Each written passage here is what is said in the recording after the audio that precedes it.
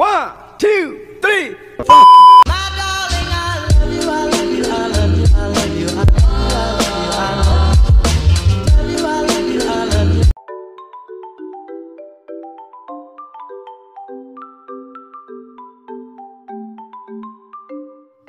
Halo teman-teman, bersama aku Novi Laurensa. Di video kali ini aku bakalan membahas tentang asal-usul bahasa dan fungsi bahasa dalam kehidupan sehari-hari. Bagaimana sih asal mula bahasa dan fungsi bahasa itu? Untuk itu simak videonya ya. Asal-usul bahasa, hingga saat ini belum ada suatu teori pun yang diterima luas mengenai bagaimana bahasa itu muncul di permukaan bumi. Asal mula bahasa pada spesies manusia telah menjadi topik yang didiskusikan oleh para ilmuwan selama beberapa abad. Walaupun begitu, tidak ada konsensus mengenai asal atau waktu awalnya. Salah satu masalah yang membuat topik tersebut sangat susah untuk dipelajari adalah tidak adanya bukti secara langsung yang kuat. Karena tidak ada bahasa atau bahkan kemampuan untuk memproduksinya menjadi fosil. Baik, jadi asal-usul bahasa yang pertama yaitu makhluk yang mirip manusia, seperti kera, berkomunikasi secara naluriah dengan bertukar tanda alamiah berupa suara, genturan, geraman, pekikan, pengingat dan postur gerakan tubuh, termasuk gerakan tangan dan lengan, sedikit lebih maju dari komunikasi hewan primata masa kini. Mereka tidak menggunakan bahasa lisan yang membutuhkan penciptaan berbagai suara yang subtil. Salah satu penyebabnya karena kotak suara mereka ini identik dengan kotak suara kera, simpanse, dan hewan primata lainnya yang kita kenal sekarang, yang tidak hanya memungkinkan mereka untuk mengkombinasikan berbagai suara membentuk suara manusia. Jadi singkatnya, cara komunikasi mereka ini sangat primitif dibandingkan dengan komunikasi kita. Yang kedua, nenek moyang. Mereka juga disebut Cro-Magnon yang tinggal di gua-gua. Mereka ini mempunyai sosok seperti kita, hanya saja mereka lebih berotot dan lebih tegap. Ya, mungkin karena mereka hidup penuh dengan semangat dan makan makanan yang lebih sehat. Mereka ini adalah pemburu dan pengumpul makanan yang berhasil. Ketika mereka belum mampu berbahasa verbal, mereka berkomunikasi lewat gambar-gambar yang mereka buat pada tulang, tanduk, cadas, dan dinding gua yang banyak ditemukan di Spanyol dan Prancis Selatan. Mereka ini menggambarkan bison, rusa kutub, dan mamalia lainnya yang mereka buru. Jadi, inilah sarana pertama yang dikenal manusia untuk merekam informasi.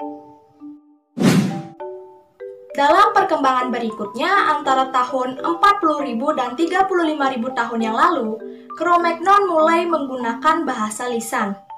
Kelebihan Homo sapiens dari makhluk sebelumnya adalah kemampuan mereka untuk mengembangkan salah satu jenis tanda atau yang disebut simbol atau lambang. Sekitar 10.000 tahun sebelum Masehi, mereka menemukan cara-cara bertani demi keberlangsungan hidup mereka. Mereka ini memiliki lebih banyak pengetahuan, namun mereka belum dapat menulis.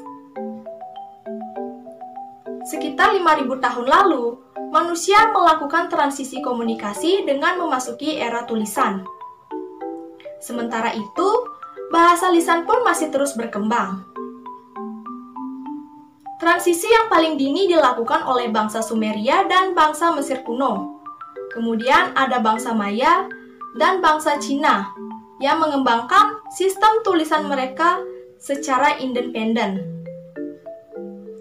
Tahun 2000 sebelum Masehi, papirus digunakan secara luas di Mesir untuk menyampaikan pesan dan merekam informasi. Penyebaran sistem tulisan ini akhirnya sampai ke Yunani. Bangsa Yunani inilah yang kemudian menyempurnakan dan menyederhanakan sistem tulisan ini. Menjelang 500 tahun sebelum Masehi, mereka telah menggunakan alfabet.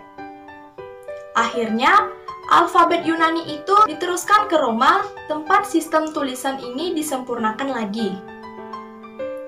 Sistem tulisan dan bahasa lisan pun terus berkembang. Kita pun memasuki era cetak pada abad ke-15 yang beberapa abad kemudian disusul oleh era radio, televisi, dan komputer. Selanjutnya, fungsi bahasa.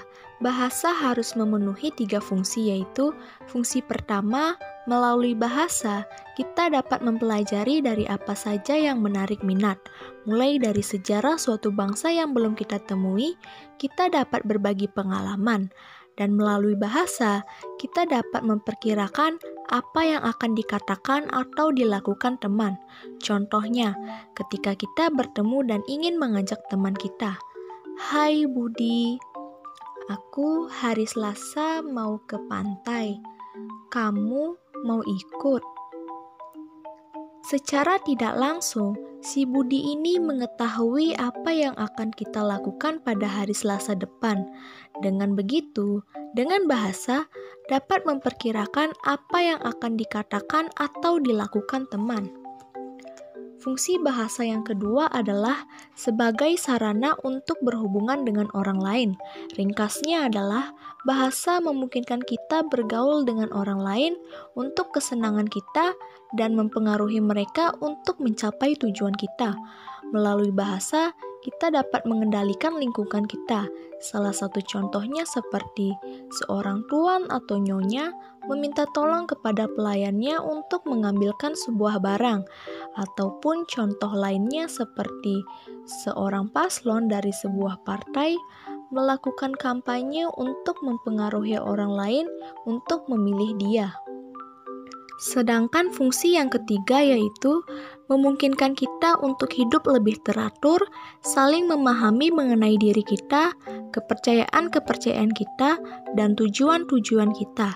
Salah satu contohnya yaitu seperti norma-norma yang ada di masyarakat yang membuat kita jadi hidup lebih teratur, lebih saling memahami diri kita, dan kepercayaan-kepercayaan kita untuk mencapai tujuan-tujuan kita.